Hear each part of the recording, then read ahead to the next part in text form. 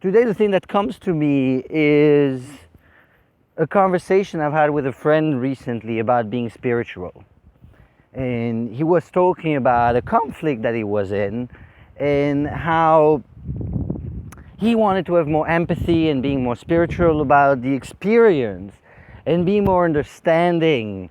And despite the frustration and despite the anger he was feeling and despite being annoyed with the situation. And the little bit that we spoke about is this journey of being spiritual and having empathy and emotional intelligence and looking at your responsibility in what happens around you. Because that's a journey that I've been on. I was told that I was an angry kid, I was at tantrums, I was told I was, irrational, and so when I was angry, I would get really, really angry, and it was not controllable. And so I learned to control my anger, I learned to control my frustrations, I learned to control my temper, and to behave better. And the next step on that journey was, okay, once I figured out how to control myself and stay cool-ish, I started focusing my attention on understanding better the other and why is it that they behave like that, and starting to realize that actually I'm causing these situations and that I'm creating these moments in which I'm angry. And so whenever there was a conflict, what I would do was to right away, first thing I would do was, how is this my fault? How did I create this? What did I do that made this happen? And what was beautiful about that process is that, one, it made me a lot more honest with myself, a lot more honest with other people. It made it so much easier for me to practice the art of saying, I'm sorry, I was wrong, which turned out to be very useful sentences. Gets you out of a lot of trouble. And then repairing, what I'd done wrong. The other things that it taught me is to be more understanding of the other.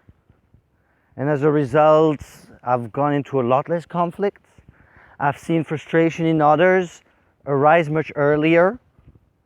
So I've been able to somehow prevent a lot more conflicts and a lot more problems.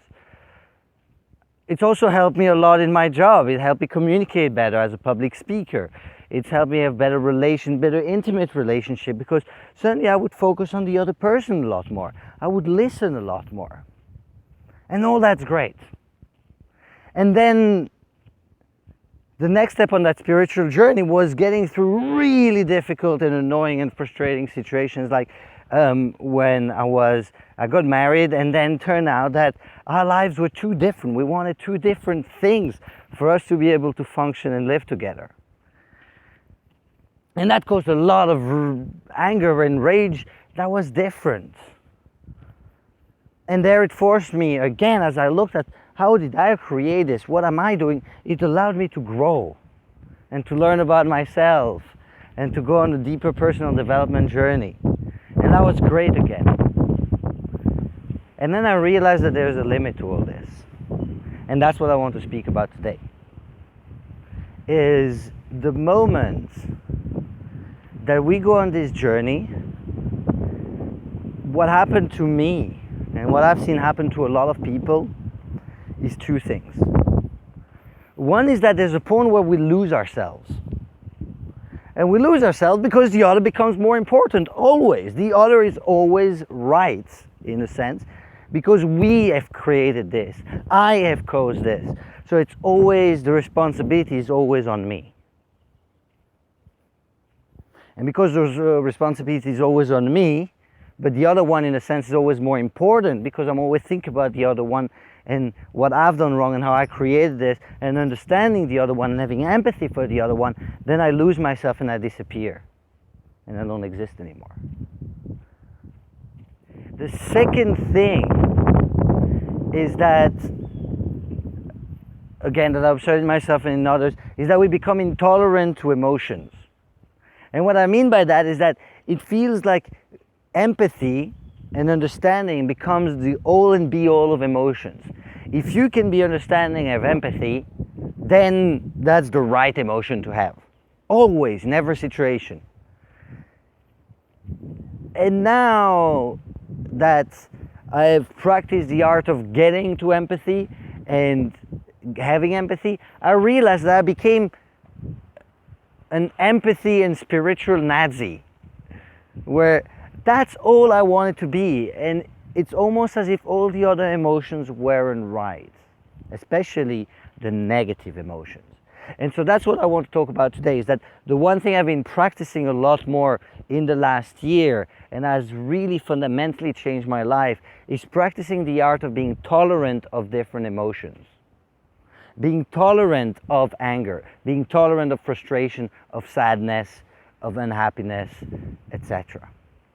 So one exercise I've done with one of my clients, and then several times since with other clients, and they found this very useful, is taking every day some time to practice these emotions that feel uncomfortable. So what kind of emotions are we talking about here? So one of the things you can do is, after this call, is to take your phone and put a timer for 5 minutes.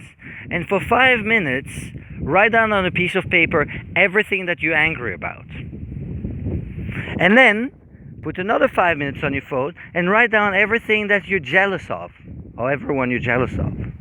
And then do the same thing for everything you're sad about. And then everything that frustrates you, etc., etc.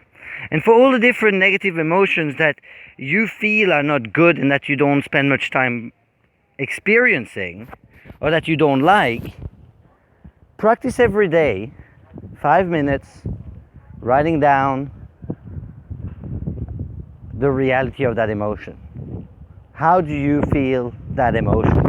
And by doing that, what it'll do is it'll reconnect with the purpose of that emotion, because it turns out that every emotion has a purpose. Every emotion has a reason, and every emotion serves you when you understand what they do and how they can help you. But that's for another video. So, I wish you all to be more tolerant with your emotions and to keep moderately and healthily spiritual. Love you.